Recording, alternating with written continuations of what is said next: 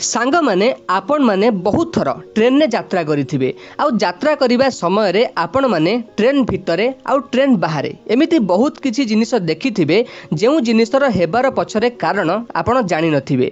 जेपरि कि railway track side रे एही एल्युमिनियम बॉक्स कोन पई रही थाए आउ ट्रेन ऊपरे एही गोल स्ट्रक्चर काहे कि बना जाई थाए आउ जेतेबेले ट्रेन रही थाए गोटे साउंड प्रोड्यूस होई थाए किछि एही प्रकार रो साउंड।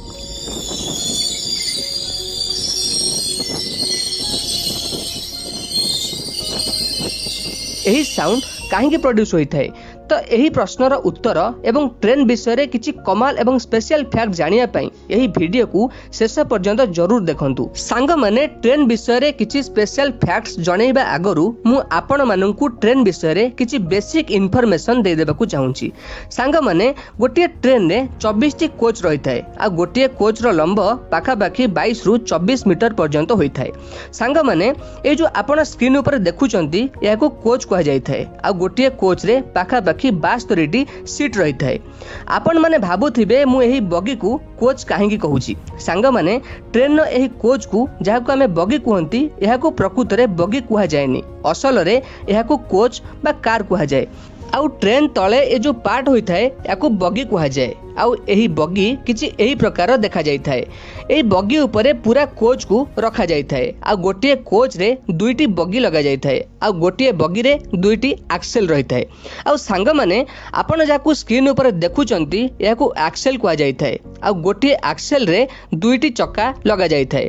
आ ओवरऑल देखा जाय तो गोटे कोच रे दुईटी बगी लागि रही थाए आ बगीर एक्सेल को काउंट करा जाय तो दुईटी बगी को जोड़ा जाय गोटे कोच रे चारोटी एक्सेल रही थाए आ एही चारोटी एक्सेल को जोड़ा जाए तो गोटे कोच रे 8टी चक्क लागि रही थाए।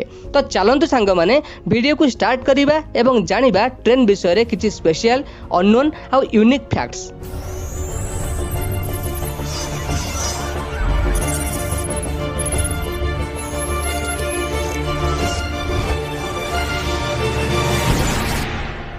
फैक्ट नंबर 1 सांग माने कोन आपण माने जानंती ट्रेन भितरे जो फैन एवं लाइट रही थाए ताहा आम घरर इलेक्ट्रिसिटी रे चली पारिबो नाही। हाँ सांग माने ठीक सुनिले आपण ट्रेन बल्ब एवं फैन आम घरे व्यवहार होता इलेक्ट्रिक सप्लाई साहाय्य चली पारिबो नाही। आउ एहा पछरे रीजन एहा अटे कि जो बल्ब एवं फैन ट्रेन ने लागि थाए ता 110 वोल्ट डीसी रो इलेक्ट्रिक सप्लाई द्वारा चली थाए। आउ आमे माने घरे जो इलेक्ट्रिक सप्लाई व्यवहार करूछे ताहा 220 वोल्ट रो होई थाए। आउ इलेक्ट्रिक कटि जिवा परे आमे जो इन्वर्टर बा जनरेटर यूज करूछे ताहा हमकु 5 12 बा 24 वोल्ट डीसी करंट दे थाए। आउ सेथि पई आम घरे 110 वोल्ट डीसी इलेक्ट्रिसिटी सप्लाई आसीबा इम्पॉसिबल अटे माने 110 वोल्ट डीसी सप्लाई आम घरे हेबा संभव नुहे। आउ सेथि पई आम घरर इलेक्ट्रिसिटी द्वारा ट्रेन न बल्ब बा फैन चली पारिबो नाही। आउ एही सिस्टम रेलवे एथि पई कला काहे कि ना पूर्वरु ओल्ड ट्रेन ने जो बल्ब आउ फैन थिला ता एते परिमाण रे चोरी होउतला कि कहिले न सरे। आउ सेथि पई रेलवे एक एपरि सिस्टम बनाई देला जदि केही ट्रेन न बल्ब आउ फैन को चोरी भी करंती तो एही बल्ब आउ फैन किछि कामर ही नुहे काहे ना एही बल्ब आउ फैन आम घरर इलेक्ट्रिसिटी द्वारा चली पारिबो नाही। आउ एही सिस्टम आसीबा परे चोरी क्षेत्र रे बहु कमी मध्य आसिथिला। फैक्ट नंबर 2 सांग माने कोन आपण माने जानि छंती कि ट्रेन न कोच रे ए जो नंबर लिखा जाई थाए यार कोन मतलब होई थाए। तो सांग माने ए जो नंबर्स थाए या 5 डिजिट रो होई थाए आउ ए नंबर रो फास्ट 2टी डिजिट सही ईयर को दर्शाई थाए जो ईयर रे एही कोच को बना जाई छी आउ लास्ट 3 डिजिट सही कोच रो कैटेगरी को दर्शाई थाए। आउ जेपरी आपण एही कोच को देखुचंती सेथरे जो फास्ट 2टी डिजिट रही छी ता 04 लिखा होई छी माने एही कोच को वर्ष 2004 रे बना जाई छी आउ लास्ट रो जो 3 डिजिट अछि ता कोच रो कैटेगरी को दर्शाउछि माने एथरे लिखा होई छी 052 माने ये जो कोच अछि यह एससी कैटेगरी रे अटे। तो सांग माने एबे आसुछि ट्रेन नो कोच रो कैटेगरी को नंबर द्वारा केमिति जानिबा माने केमिति नंबर को देखि जानिबा कि ये एससी कोच अटे आ ये जनरल कोच अटे। सांग माने मु आपण माननकु कहि देउछि कि जहा 1 to 200 नंबर पर्यंत कोच होई थाए ताहा एससी कैटेगरी रो कोच होई थाए आउ 200 रु 400 नंबर्स पर्यंत कोच स्लीपर कैटेगरी कोच होता है। और सहीपरी 400 रु 600 नंबर पर्यंत कोच जनरल कैटेगरी कोच होता है। आउ 600 रु 700 नंबर पर्यंत कोच चेयर कैटेगरी कोच होता है। माने यही कोच रे आपण को केवल चेयर देखा मिलिबो। आउ 700 रु 800 नंबर पर्यंत कोच लगेज कैटेगरी कोच होता है। आउ 800 नंबर्स रु अधिक कोच जहाँ होता है ताहा पैंट्री बा जेनरेटर कोच होता है। पैंट्री कहले जो कोच रे खाइबा बनी थाए, आउ जेनरेटर मान तो आपण माने जानिछंती जो कोच रे जेनरेटर रही थाए। फैक्ट नंबर 3 सांग माने ट्रेन ने यात्रा करुवा समय रे आपण माने रेलवे ट्रैक रो साइड रे एमिति एल्युमिनियम बॉक्स तो निश्चित देखिथिबे, किंतु कोन आपण माने जानिछंती कि एही एल्युमिनियम बॉक्स ट्रेन लाइन रो साइड रे काहेकि लगा जाय थाए? तो सांग माने एही बॉक्स को एक्सेल बॉक्स कुआ जाय थाए। एही बॉक्स रेलवे ट्रैक रे प्रति 5 किलोमीटर अंतर रे लगा जाय थाए। आउ एही बॉक्स रे एमिति एक डिवाइस लगा जाय थाए जहाँ ट्रेन रो स्पीड, डायरेक्शन एवं ट्रेन रो एक्सेल को काउंट करि थाए। आउ सांग माने पूर्वरु मु आपण माननकु कहि सारिछि कि एक्सेल काहाकु कुहा जाय। एही बॉक्स एक्सेल को एथि पई काउंट करि थाए कि 5 किलोमीटर पूर्वरु ट्रेन ने जतिकि एक्सेल थिला ठीक सेतिकि ही एक्सेल 5 किलोमीटर परे अछि कि नाही, एही बॉक्स याकु काउंट करि थाए। तो सांग माने जदि प्रोसेस वाइज बुझेबी तो जदि क्यों ट्रेन क्यों ट्रैक दे जाउ थाए तो यही बॉक्स रु गोटे वायर से ट्रैक सह कनेक्टेड होता है। आउ सही वायर सहित एल्युमिनियम बॉक्स रे लागि थिबा गोटे डिवाइस जानि पारि थाए कि ट्रेन ने केतोटी एक्सेल अछि। आउ ट्रेन जो डायरेक्शन ने जाउ थाए सेही डायरेक्शन न 5 किलोमीटर दूर रे जो एक्सेल बॉक्स लगा जाय थाए से बॉक्स को ए बॉक्स इन्फॉर्म कर दे थाए कि एपटे एक ट्रेन जाउची जोंथरे एतिकिटा एक्सेल लागिछि। आउ जते बेले आगो वाला बॉक्स एक्सेल को काउंट करि थाए आउ सब किछि ठीक रहि थाए तो यही प्रोसेस जारी रही थाए। किंतु जदि कोनोसी बॉक्स कम एक्सेल को काउंट करि थाए तो बॉक्स तुरंत कोनोसी पाख रेलवे स्टेशन को इन्फॉर्म कर दे थाए कि एठारु एक ट्रेन जाउची जोंथरे एक्सेल कम अछि। एक्सेल काहेकि कम अछि एवं कम एक्सेल वाला जो कोच अटे ता कुआडे गला ता चेक करिबा रेलवे कर्मचारी को काम होई थाए। फैक्ट नंबर 4 सांग माने आपण माने रेलवे ट्रैक रो साइड रे एमिति छोट छोट सीमेंट पोल रे बा ट्रेन रो इलेक्ट्रिसिटी पोल रे किछि नंबर्स लिखा होइतबा देखिथिबे। आ ए जो नंबर्स होइताय ताहा बाय रे लिखा होइताय जेपरि कि 782/7 354/8 एपरि नंबर्स लिखा जाय थाए। किंतु कोन आपण को जणा अछि ए नंबर्स रो कोन मतलब होइताय? सांग माने ए नंबर आम पई नुहे बरं ट्रेन रो लोको पायलट बा ट्रेन ड्राइवर पई लिखा जाय थाए। जेते बेले ट्रेन ड्राइवर ट्रेन को कोनोसी ट्रैक रे नेकी जाउ थाए आ रास्ता रे कोनोसी ट्रैक रे ड्राइवर को किछि गड़बड़ी देखा जाए तो से रेलवे हेडक्वार्टर को इन्फॉर्म कर दे थाए। किंतु एठारे प्रॉब्लम ए हटे कि रेलवे कर्मचारी को यह किपर जाना पड़िबो कि को ट्रैक रे कोठी गड़बड़ी अछि।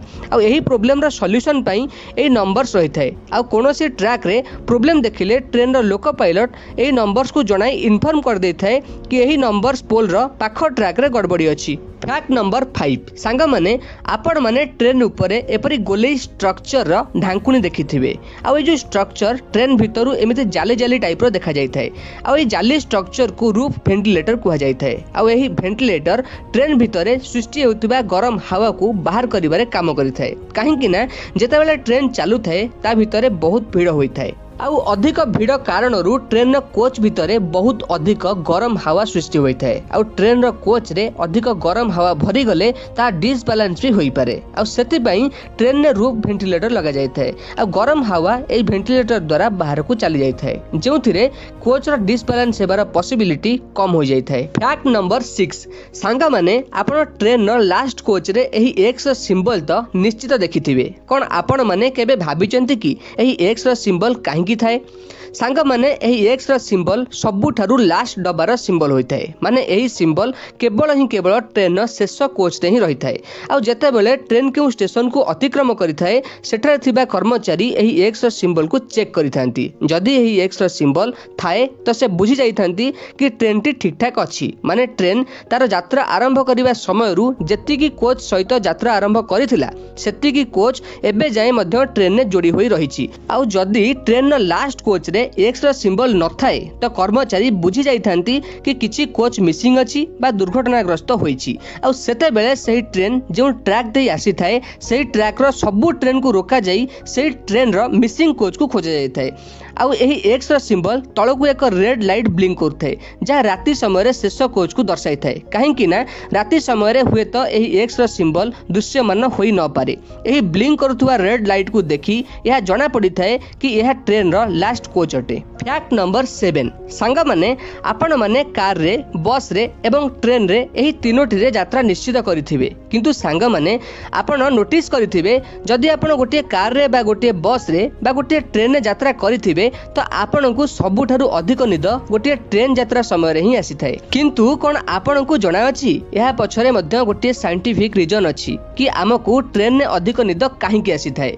यह पछर रीजन यह अटे कि जेबे आमे ट्रेन ने यात्रा करूथांती सेते बेले आम हार्ट 1.2 हर्ट्ज फ्रिक्वेन्सी रे धड़कु थाए आ एही heart beat frequency human body रो सबुठारु रिलैक्सिंग फ्रिक्वेन्सी अटे आ एथिरे आम बॉडी को बहुत कंफर्टेबल फील होई थाए जेउ कारणरू हमकु ट्रेन ने निद आसी जाई थाए। फैक्ट नंबर 8 सांग माने आपण माने ट्रेन नो कोच को जोडुथुबा एही स्ट्रक्चर गु तो निश्चित देखिथिबे जहा कि चुंबक परि देखा जाई थाए आ बहुत लोक एहा को चुंबक मध्ये कहि थांती किंतु एहा कोनोसी चुंबक नुहे बरं एहा को हमें साइड बफर कहि थाउ आ एही साइड बफर काहे कि होई थाए एहा को जणाइबा आगरु मु आपण को जणाइ देउची कि पूर्वरु ओल्ड ट्रेन ने जो कोच थिला एहा को जोड़िया पई स्क्रू कपलर रा यूज करा जाउथिला। सांग माने स्क्रू कपलर रे दुईटी कोच को गोटे हुक साहाय्य रे जोड़ी देई एहा को स्क्रू द्वारा टाइट कर दिया जाउथिला तो एथिरे असुविधा या होतिला जेतेबेले ट्रेन चालुथिला तो स्क्रू कपलर साहाय्य रे जो ट्रेन नो कोच सबु बहुत मजबूत रे जोड़ी ही रहउथिला किंतु जेतेबेले ट्रेन रहुथिला ट्रेन नो गोटे कोच रो आ गोटे कोच ऊपर चढ़ी जिवार प्रोब्लेम मध्ये सामना को आसुथिला आ एही प्रोब्लेम रु बर्तिया पई ट्रेन कोच मझी रे लुहार साइड बफर को लगा गला आउ एहा द्वारा ट्रेन कोच गुड़िकर गोटे अन्य ऊपर चढ़ी जिवार जो भय थिला ता संपूर्ण भाव में शेष होला आउ एथि पई ट्रेन नो कोच रे लुहार साइड बफर थाए जहा कि एहा को मजबूत रा सहित रोखिकी रखि थाए एवं तले स्क्रू कपलर साहाय्य रे दुईटी कोच को जोड़ी दिया जाय थाए किंतु सांग माने एबे धीरे धीरे एही स्क्रू कपलर और साइड बफर वाला सिस्टम एहा भी बंद लानी काहे कि ना टेक्नोलॉजी धीरे धीरे एडवांस्ड होउची। फैक्ट नंबर 9 सांग माने आपण माने ट्रेन लाइन ऊपर रेलवे कर्मचारी को एमिति ट्रॉली चलाउथिबार तो बहुत बार देखिथिबे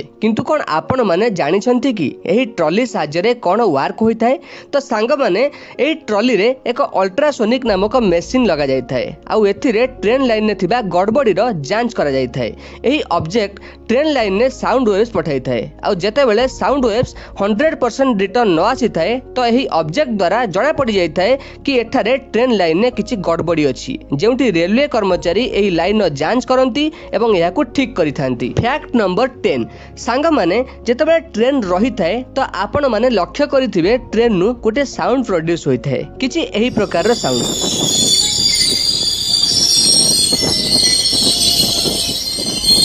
किंतु कोन आपण को जणा अछि एही साउंड किपरि एवं काहेकि सुना जाय थाए तो सांग माने यह को जानिबा को हेले आपण को ट्रेन नो ब्रेक सिस्टम को बुझिबा को पड़िबो। सांग माने ट्रेन रे बहुत सारा लोक यात्रा करिथांती यह एक महत्वपूर्ण जिंस अटे सेति पई इंजीनियर्स माने यह को ध्यान रे रखी एक एमिते ब्रेकिंग सिस्टम बनाइले जेउथिरे ट्रेन ने जो ब्रेक अछि ता ऑटोमेटिकली पूर्वरु ही लागि रही थाए। आज्ञा हां सांग माने ट्रेन नो जो ब्रेक अछि ता पूर्वरु ही ऑटोमेटिकली ट्रेन सह लागि रही थाए।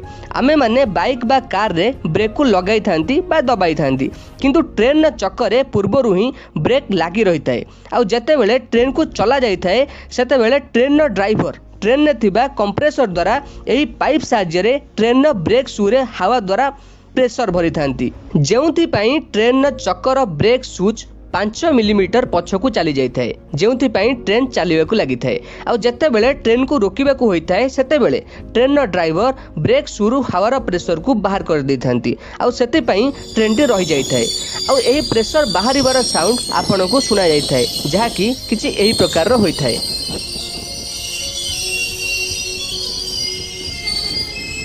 आउ एही पाइप द्वारा ट्रेन नो ब्रेकिंग सिस्टम को कंट्रोल करा जाय थाए आउ ब्रेक शूज रे हवा भरिबा एवं बाहर करिबा एही पाइप साहाय्य रे ही होई थाए। फैक्ट नंबर 11 सांग माने अधिकांश ट्रेन रो कोच दुईटी कलर रो होई थाए, गोटे रेड कलर रो एवं अन्यटी ब्लू कलर रो। किंतु कोन आपन को जणा अछि कि ब्लू और रेड कलर रो कोच रे कोन डिफरेंस रही थाए।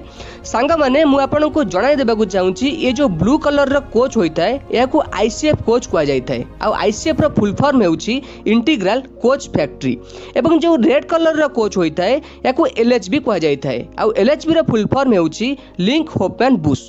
आ ये जो ब्लू कलर रो कोच होई थाए या को पुराना जमाना रो कोच बुझा जाय थाए, काहे कि ना एही कोच पुराना जमाना रो सिस्टम रे बना जायछि एवं एथिरे पुराना जमाना रो एयर ब्रेकिंग सिस्टम यूज होई थाए एवं एही कोच रे ब्रेक अप्लाई हेबा को टिके देरी मध्य होई थाए। आ ये जो रेड कलर रो कोच होई थाए या न्यू टेक्नोलॉजी रे बना जायछि आ यहा को नुवा जमाना रो ट्रेन मध्य कुआ जाय थाए। सांग माने ए जो रेड कलर कोच होई थाए एथिरे डिस्क ब्रेकिंग सिस्टम रो यूज करा जाय थाए। आ डिस्क ब्रेकिंग सिस्टम हेबा कारणरू रेड कोच रे ब्लू कलर कोच तुलना रे अधिक फास्ट ब्रेक लागि थाए। ता छड़ा ब्लू कलर कोच रा स्पीड टिके स्लो होई थाए आ एथिरे झटका मध्य बहुत अधिक लागि थाए। किंतु रेड कलर कोच रा कथा कहिबा तो यार speed blue colour coach Tharu बहुत अधिक होई थाए एवं झटका मध्य बहुत कम लागि थाए। फैक्ट नंबर 12 सांग माने कोन आपन को जणा अछि गोटे ट्रेन को बनाया पई केते टंका खर्च होई थाए।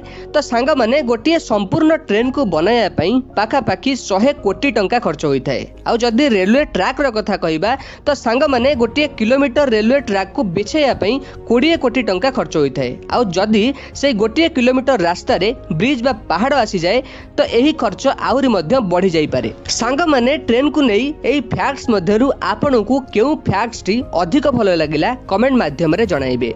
ट्रेन को नै आजिर एही वीडियो आपन मानन को भलो लागिथियो बोली आशा करे। जदी वीडियो टी टिके भी इन्फॉर्मेटिव लागि थाए वीडियो को लाइक करी चैनल को सब्सक्राइब करबा को भूलिबेनी। आजि पई एतिकी सांग माने रहूची। नमस्कार, जय जगन्नाथ।